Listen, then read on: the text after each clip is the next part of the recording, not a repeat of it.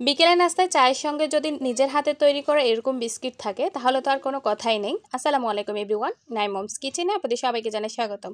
আজকে আমি আপনাদের সাথে শেয়ার করব একদমই সহজভাবে চুলায় তৈরি বিস্কিট রেসিপি। আশা করছি আমার আজকের রেসিপিটা আপনাদের কাছে ভালো লাগবে।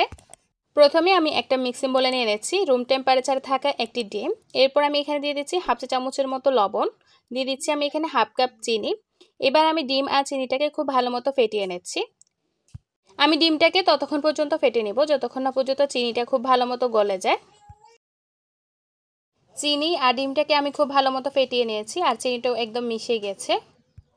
এবার আমি এখানে দিয়ে দিচ্ছি 1 টেবিল চামচ মেল্টেড বাটার, দিয়ে দিচ্ছি আমি এখানে 1 টেবিল চামচ রান্নার তেল। এবার তেল আর বাটারটাকে আমি একসঙ্গে ডিমের সাথে খুব ভালো মতো মিশিয়ে নিচ্ছি। এরপর আমি এখানে দিয়ে দিচ্ছি 1.5 কাপ ময়দা, দিয়ে দিচ্ছি আমি এখানে 1 চা চামচ বেকিং পাউডার, দিয়ে দিচ্ছি আমি এখানে 1 টেবিল চামচ গুঁড়ো দুধ।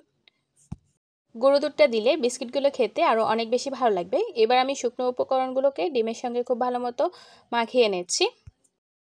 আমার কাছে মনে হচ্ছে ডোটা একটু নরম হয়েছে, তাই আমি এখানে আরও অল্প অল্প করে কিছুটা ময়দা অ্যাড করে নিচ্ছি। এখানে আমার টোটাল ময়দা লেগেছে 1 কাপ, আরও 3/4 কাপ ময়দা।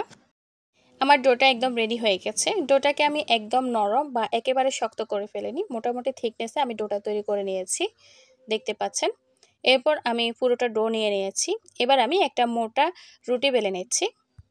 তবে আপনারা চাইলে ছোট ছোট লেচি নিয়ে হাত দিয়েও আপনারা বিস্কিটের শেপগুলো তৈরি করে নিতে পারেন আপনাদের পছন্দ মতো ডিজাইন দিয়ে। আমি বেলে নিচ্ছি কারণ প্রতিটা বিস্কিটের শেপ এবং সাইজটা যেন একই থাকে। তবে হাত দিয়েও খুব সুন্দর বিস্কিটের ডিজাইন তৈরি করা যায়। আমার রুটিটা বেলে নেওয়া হয়ে গেছে। এরপর আমি এরকম ডিজাইনের একটা কুকি কাটার দিয়ে বিস্কিটটা কেটে নিচ্ছি। আর এই রুটির থিকনেসটা আমি কেমন রেখেছি সেটা আপনারা নিশ্চয়ই দেখতে পাচ্ছেন।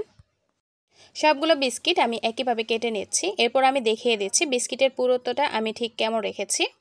এবার আমি বাড়তি অংশটা তুলে নিচ্ছি আর বিস্কিটগুলো যে পাত্রে আমি বেক করব সেই পাত্রে নিয়ে নিচ্ছি। আমি একটা পিৎজা ট্রের উপর একটা বাটার পেপার বিছিয়ে নিয়েছি। সবগুলো বিস্কিট আমার কেটে নেওয়া হয়ে গেছে। এবার আমি বিস্কিটগুলোকে বেক করতে চলে যাচ্ছি। চুলা আমি একটা পাতিলের মধ্যে বেশ কিছুটা বালি আর একটা স্ট্যান্ড দিয়ে এটাকে খুব ভালো মতো গরম করে নিয়েছি। এরপর আমি বিস্কিটের ট্রেটা দিয়ে দিচ্ছি। এরপর চুলার হিটটা আমি একদম লোতে রেখে 30 থেকে 35 মিনিটের মতো বিস্কিটটাকে আমি বেক করে নেব। প্রায় 35 মিনিট পর আমি দেখে নিচ্ছি আমার বিস্কিটটা বেক হয়েছে কিনা। 35 মিনিটের মধ্যে আমার বিস্কিটটা সম্পূর্ণ হয়ে গেছে, তবে উপরের সাইডে আমার কাঙ্ক্ষিত কালারটা আসে নাই।